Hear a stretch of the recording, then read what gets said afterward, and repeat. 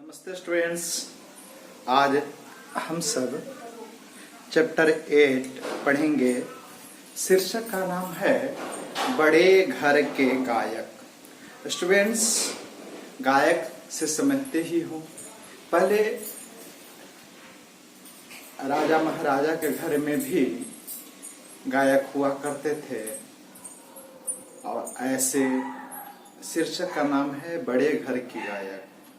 तो निश्चित ही रूप से ही राजा महाराजा के गायक होंगे। देखिए, आइए इस चैप्टर में पढ़ते हैं किस तरह का बड़े घर के गायक है। गायक शब्द है संस्कृत का शब्द है।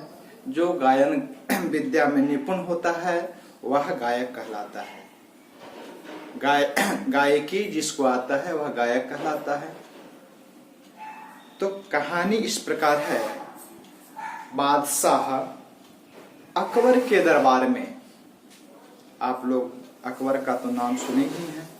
अकबर और बीरबल प्रसिद्ध हैं और एक अच्छे राजा के रूप में गिनती होती थी अकबर के। तो अकबर के दरबार में प्रसिद्ध गायक थे जिनका नाम था तानसेन। तानसेन किसके दरबार के गायक थे? अकबर के दरबार के। अकबर के दरबार के गायक का नाम था तानसेन।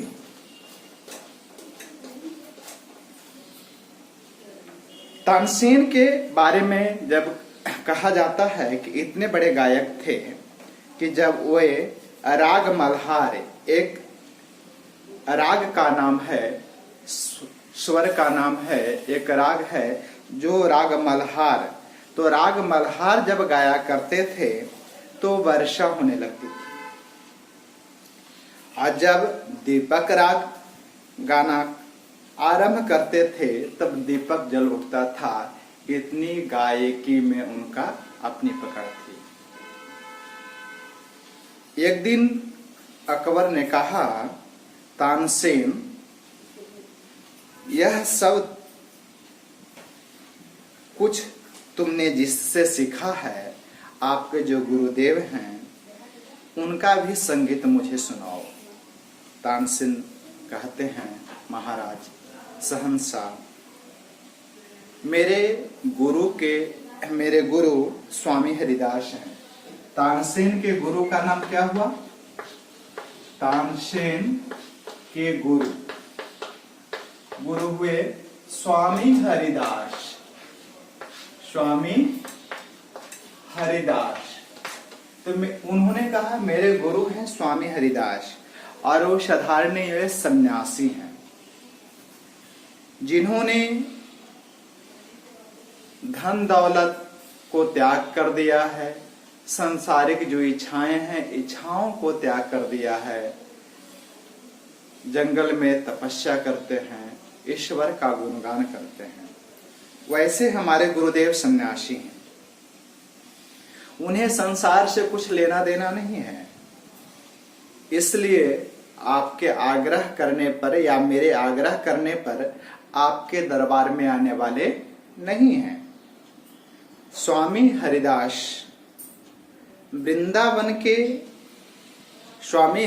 वृंदावन में यमुना के तट पर झोपड़ी बनाकर रहते हैं। उसमें भी पत्तों की झोपड़ी है। अपने संगीत से वे जंगल में मंगल मनाते हैं। वे किसी के लिए गाते नहीं हैं, या तो अपनी प्रसन्नता के लिए गाते हैं, अपनी खुशी के लिए गाते हैं, या संसार का जो मालिक है, परमपिता परमेश्वर है, जगतपति हैं, उनके लिए गाते हैं। उनका दुतारा और किसी के लिए नहीं उठता है। अकबर ने जवाब दिया, वे नहीं आ सकते, ठीक है, लेकिन हम तो उनके पास जा ही सकते हैं। चलिए आज हम उनके पास चलेंगे, एक बार तो उनका दर्शन तो हो जाए। तानसेन बादशाह को लेकर वृंदावन की ओर चल दिए, जहां स्वामी हरिदास रहते थे। देखा स्वामी हरिदास कुटिया के बाहर ध्यान लगाए हुए हैं, आंख बंद किए हुए हैं और प्रभु का ध्यान लगाए हुए हैं, ईश्वर का ध्यान लगाए हुए हैं और मन ही मन चिंतन चल रहा है। बहुत देर तक रुके, लेकिन आभास स्वामी हरिदास को नहीं हुआ कि तानसेन और अकबर आए हुए हैं। तानसेन के ये स्थिति देख करके बादशाह ने कहा कि हम लोग यमुना के तट पर आए हैं, क्या आप प्यासे ही चले जाएंगे? कहने का भाव यह हुआ कि जिस काम, जिस उद्देश्य से हम लोग अपने यहाँ चलकर आए हैं, क्या हम यूं ही लौट जाएंगे? तब तानसेन क्या करता है?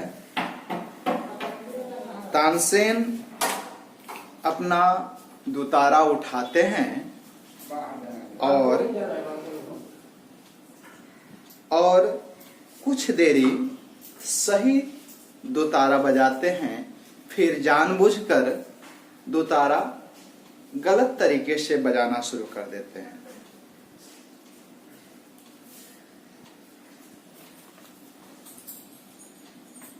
स्वामी हरिदास क्या ध्यान भंगन होता है, वो झुंझला उठ बोले, तानसेन तुम गलत बजा रहे हो, और वे अपना दुतारा उठाकर बजाने लगे। उसके साथ साथ गाने लगे, मग्न हो गए।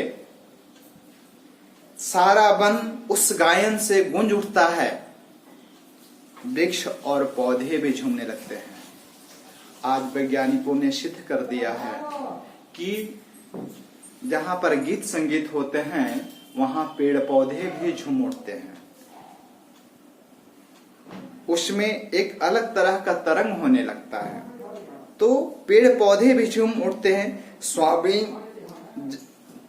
हरिदास इस तरह से मग्न हो जाते हैं। जंगल के हिरन स्वामी हरिदास के पास आकर खड़े हो गए, पक्षियां शांत हो गए। ऐसा प्रतीत हो रहा था कि चलती हुई हवा ठहर गई है, रुक गई है। बादशाह मस्त हो गए। कितनी देर बीत गई ये आभास नहीं होता, पता नहीं चला। अंततः जब स्वामी हरिदास ने गाना बंद कर दिया तो बादशाह और तानसेन यानी अकबर और तानसेन दोनों हरिदास को प्रणाम करते हैं और प्रणाम करने के बाद अपनी राजधानी की ओर लौट जाते हैं। रास्ते भर बादशाह बोल नहीं सके, चूंकि उस संगीत से वो गदगद हो चुके थे, मन रोमांचित हो उठा था। भर रास्ते बस वही दृश्य सामने आ रहा था। संगीत की मधुर ध्वनि उनके कानों में अभी तक गूंज रही थी। रात्रि के समय बादशाह ने कहा, तानसेन तुम बहुत अच्छे गायक हो, भारतवर्ष के सबसे बड़े गायक हो तुम, फिर भी तुम्हारे गाने में वह रस क्यों नहीं, वह मस्ती क्यों नहीं जो स्वामी हरिदास के गाने में है? तानसेन ने हाथ जोड़कर कहा, सहंसा, हाथ जोड़ लिया, कहा सहंसा, मुझ में और स्वामी हरिदास में बहुत अंतर है। आकाश और पाताल की दूरी, आकाश और पाताल की जितनी दूरी होती है उतनी दूरी है हम दोनों में। क्यों? मैं एक सहंसा दिल्लीपति का गवैया हूं और स्वामी हरिदास जगतपति के गवैया हैं। आपके जैसे सहंसा अनेकों सहंसाओं के सहंसा हैं, परमपिता परमेश्वर उनके गवैया है। दोनों में तो फर्क पड़ेगा ही। मैं छोटे दरबार का गायक हूं और वे बड़े दरबार के गायक हैं। अकबर ने सुना, सोचा, समझा और चुप हो जाता है। धीरे से अपने मन में कहा, जो भगवान के गुण गाता है उसकी वाणी में रस होगी। अब चलिए स्टूडेंट्स, इसमें कुछ क्वेश्चन है, क्वेश्चन के बारे में हम समझेंगे। जो प्रश्नों का उत्तर है, इसमें 7 प्रश्न बनाए गए हैं, तो एक एक प्रश्नों का उत्तर हम लोग समझते हैं। इस प्रश्न का है, पहला प्रश्न है, तानसेन किसके दरबार के गायक थे? तानसेन किसके दरबार के गायक थे? उत्तर होगा तानसेन अकबर के दरबार के गायक थे। अगला प्रश्न है, तानसेन के गुरु का नाम क्या था? जवाब केवल मैं लिखा हूं, तानसेन के गुरु का नाम स्वामी हरिदास था। तीसरा प्रश्न है, तानसेन बादशाह को जंगल में क्यों ले गए? उत्तर होगा तानसेन बादशाह को जंगल में स्वामी हरिदास से मिलाने के लिए ले गए। चौथा प्रश्न है, स्वामी हरिदास से गाना सुनने के लिए तानसेन ने क्या चाल चली? जवाब हुआ इस प्रकार, स्वामी हरिदास से गाना सुनने के लिए तानसेन ने कुछ समय तक दुतारा सही तरीके से बजाया, उसके बाद जानबूझकर ये गलत बजाने लगे। अब आगे पांचवा प्रश्न का जवाब देखेंगे। पांचवा प्रश्न है, स्वामी हरिदास का गाना सुनकर अकबर ने क्या कहा? उत्तर इस प्रकार है, स्वामी हरिदास का गाना सुनकर अकबर ने कहा, तानसेन तुम बहुत अच्छे गाते हो, भारतवर्ष के सबसे बड़े गायक हो तुम, फिर भी तुम्हारे गाने में वह रस क्यों नहीं, वह मस्ती क्यों नहीं जो स्वामी हरिदास के गाने में है?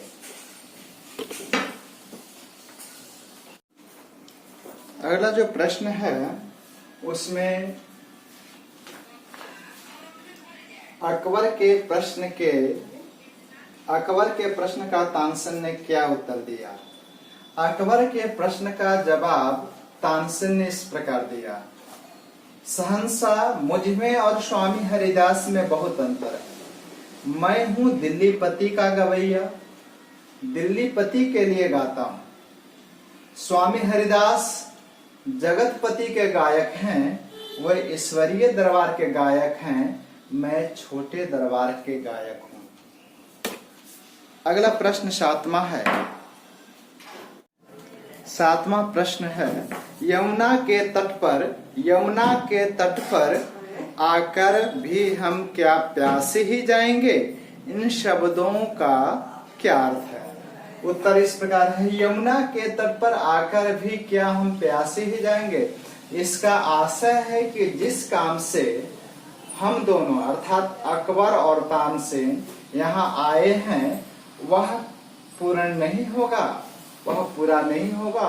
अकबर तानसेन के गुरु स्वामी हरिदास से संगीत सुनने के लिए आए थे, परंतु हरिदास ध्यान लगाकर बैठे थे।